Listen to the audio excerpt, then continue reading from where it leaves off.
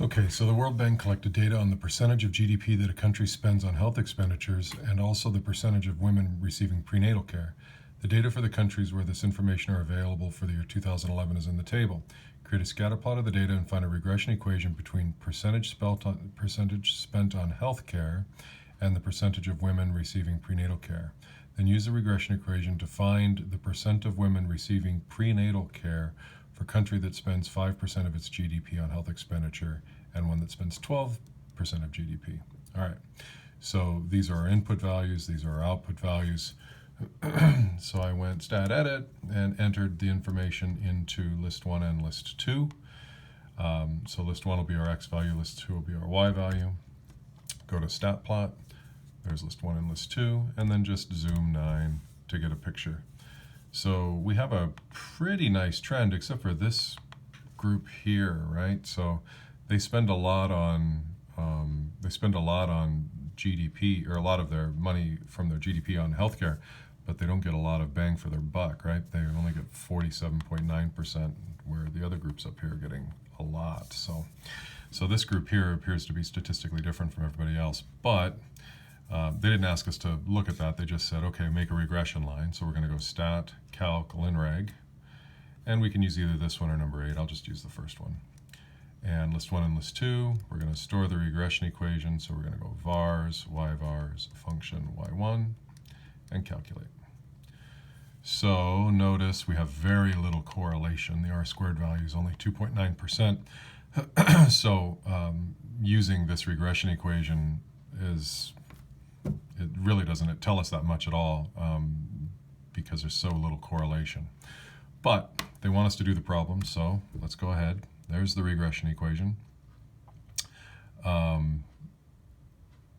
So what do we see? They want us to input 5%. So we're going to go second calc a value when x equals 5. And we get an output value of, that's so small I can't read it, is that 78.04? So when x equals 5, y equals 78.04. And then we want to change the window a little bit because they want us to go all the way out to 12. So we're going to go a little bit bigger here. And then we're going to also input when x equals 12. Our predicted value is at 89.66.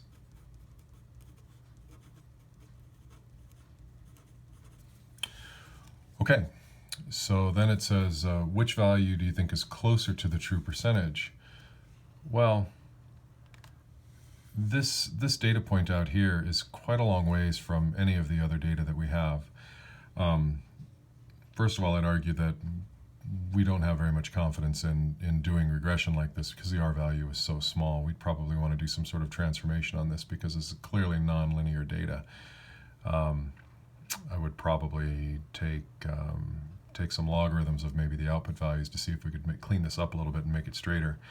But for the sake of this particular problem, since this is extrapolation, I would not have as much confidence in this output value as I would in this one, because my x equals 5 is interior to the data here. And so we're much more confident making predictions about what's going on inside the data than we are outside the data. So the answer for which one would we think is closer to the true percentage, it's probably this one. But again, this problem is rife with issues because we clearly have nonlinear data, so the regression line is probably not very accurate anyway.